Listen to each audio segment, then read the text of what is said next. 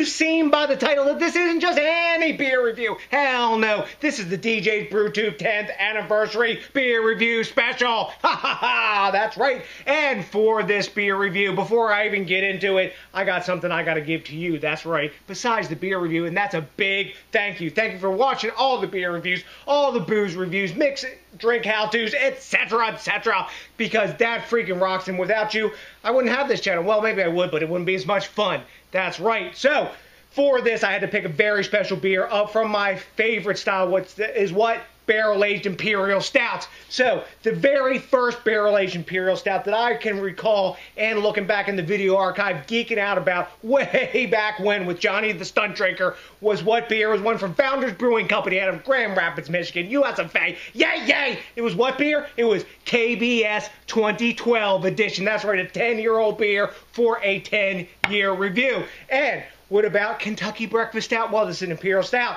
It is a, I think a year-round serving now, but back in the day it was only available around, like, you know, February, like now, anyways, or at time of recording, that is. This particular version of Kentucky Breakfast Stout, or KBS if you prefer, clocked in 11.2% ABV and 70 IBUs. Now, for ingredients in this beer, they don't tell you what the Mouthfeel is or anything like that, but they do tell you that they brewed it with chocolate and coffee, and back in the day, they were barrel aging this in bourbon barrels for 12 full months inside of a cave up in Michigan. I don't know if they still do that or it still goes for a year. I'd have to look. They probably do. I don't know. But back when this beer was brewed, Founders was an independent brewing company and not owned by San Miguel like they are these days. But whatever. You saw the pour on this. There wasn't a whole bunch of head on it, but we can talk about the other appearance points of this beer. This beer is black, black as night, black as pitch. I've left some nice space in the snifter here. When you swirl it, you're getting tons of curtaining alcohol legs just coating the inside of this glass. Look at that beautiful black liquid in the snifter. Even a little bit of like glass lacing on there as well. Even though it wasn't like fizzy at the top, it's still some active bubbles you can see from now and again coming up from the bottom. And for a 10-year-old beer, when I opened up the bottle, there was tons of cannon smoke, little waft of alcohol, but after that it was big, dark fruits. I'm already talking about how this beer smells. So you know what that means we got to do now. We got to dive in for that aroma. Let's go. Big, big dark fruits like booze-soaked cherries and raisins.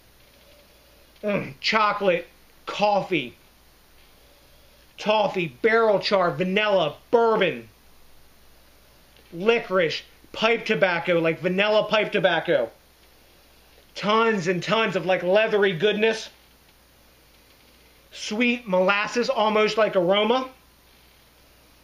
More vanilla.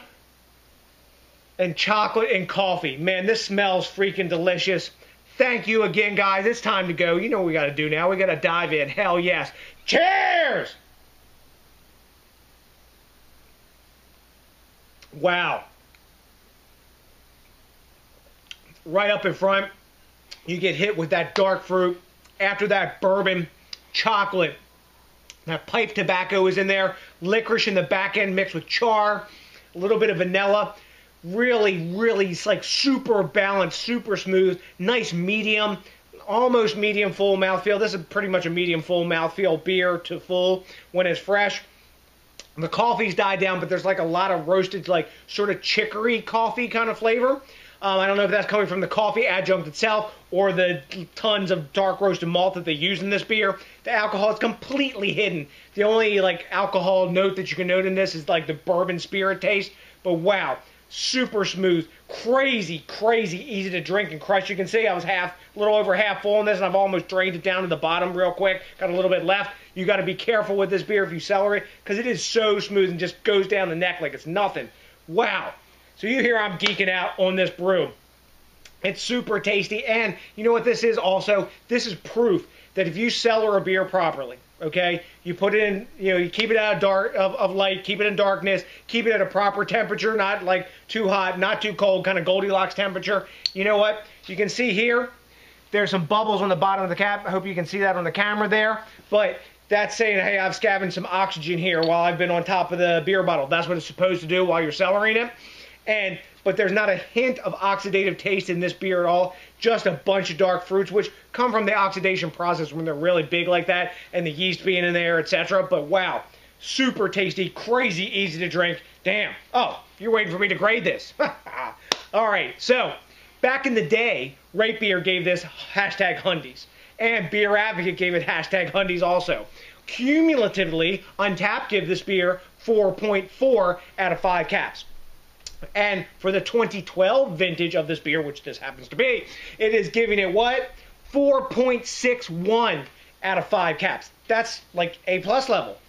Also back in the day, when Johnny the Stunt Drinker and I rated this after many much beers on one of our epic beer nights when we would drink like 12 craft beers in one night and go totally gonzo, we gave this an A+ hashtag Hundies. And tonight, considering this is a 10-year-old beer, it's maybe not as chocolatey and coffee as it was in the beginning, but it's aged into something unique and delicious. I'm going hashtag Hundies A+, and I think, digging through the cellar, I picked the right beer for this, and that basically definitely puts my beer drinking happy face on. So, you know what also puts my beer drinking happy face on? Is when you think globally, drink locally, and support the craft beer movement. And it is also crazy good when you rate, comment, subscribe, and what else do you gotta do? You gotta smash that like button, because that, along with, I don't know, all you guys watching these videos for 10 years, definitely puts my beer drinking happy face on. Thank you again, guys. And I know what you're ready for by now, aren't you? You know what's coming for you. That's right. Here it comes. A big ass peace out!